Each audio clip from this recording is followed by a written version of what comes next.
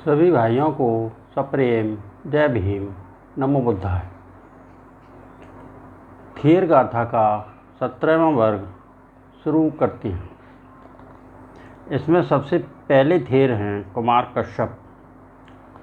राजगृह में उत्पन्न उसकी माता एक सेठ की कन्या थी। उसने अपने माता पिता से प्रव्रज्जा लेने के लिए अनुमति मांगी। अनुमति न देकर उन्होंने उसका विवाह कर दिया। बाद में पद से अनुमति लेकर वह भिक्षुणी संघ में दीक्षित हुई। प्रव्रज्जा के पहले उसे अपने पद से गर्व हुआ था, लेकिन उसे इसका पता न था। बाद में जब गर्व बढ़ने लगा तो लोग उसके आचरण पर संदेह करने लगे। पता लगाने पर असली बात मालूम हुई और लोगों का संदेह दूर हो गया। भिक्षुणी को एक पुत्र उत्पन्न हुआ और कौशल नरेश के यहाँ उनका पालन पोषण हुआ। बाद में माता का अनुसरण कर कुमार कश्यप भी प्रव्रजित हुए। वह संघ में कुशल वक्ताओं में सर्वश्रेष्ठ हुए। अनंत पद पाने के बाद कुमार कश्यप ने त्रिरत्न को लक्ष्य करके यह उदान कहा।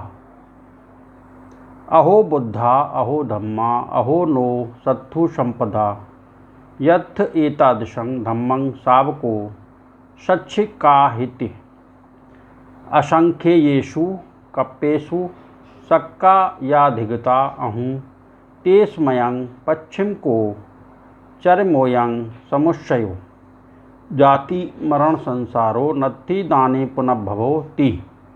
बुद्ध धन्य हैं, उनका धर्म धन्य है, हमारे शास्त्रा की गुण संपत्ति धन्य है, जहाँ के श्रावक इस प्रकार के धर्म का साक्षात्कार कर लेता है। असंख्य कल्पों तक 5 स्कंदों के फेर में पड़ा था। यह उनका अंतिम आविर्भाव है, यह अंतिम जन्म है। जन्म मृत्यु रूपी संसार में अब पुनर्जन्म नहीं होगा। इसी कड़ी में अगले थेर हैं धम्मपाल। अवंती के एक ब्राह्मण कुल में उत्पन्न तक्षशिला में शिक्षा प्राप्त कर घर लौटते समय एक भिक्षु से उपदेश सुनकर प्रव्रजित हो अनंत पद को प्राप्त हुए। जिस विहार में वे रहते थे उसके 2 श्रामणेर फूल तोड़ने के लिए एक पेड़ पर चढ़े। डाली के टूट जाने से दोनों गिरे। धम्मपाल ने दोनों को बचाकर उन्हें श्रमण धर्म में प्रोत्साहित करते हुए यह उदान कहा।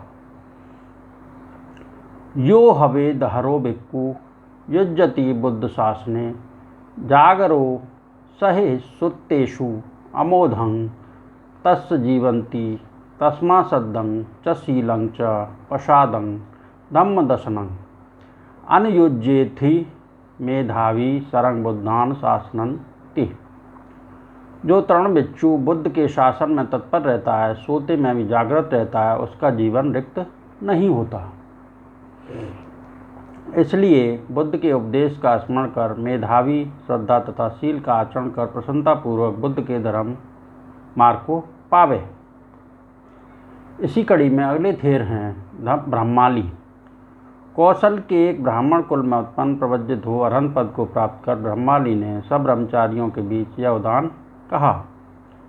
कशिन्द्रियाणि समथ गंतानि अस्सा यथा सारथिना सुदंता पहीन मानस अनास वश देवापि कस्य पिहयन्ति तादिनोति महेन्द्रियाणि समथ गंतानि अस्सा यथा सारथिना सुदंता पहीन मानस अनास वश देवापि महं पिहयन्ति तादिनोति। अर्थात सारथी द्वारा अच्छी तरह दमन किए गए अश्व की भांति किसकी इंद्रियां शांत हो गई, अवमान रहित, आश्रव रहित, अविचलित साधक की स्पृहा देवता भी करते हैं।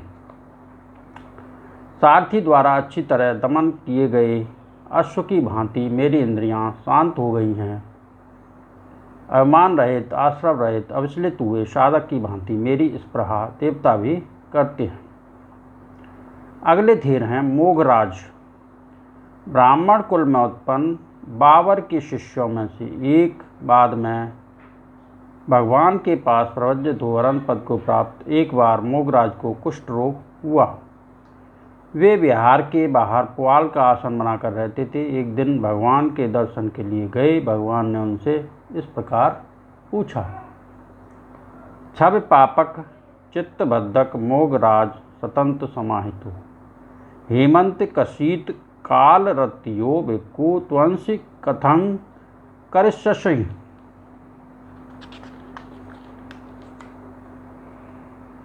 संपन्न सस्सा मगधा केवला इति मे श्रुतं पलाल छन्न को सेयं यथेये सुख जीवनोति।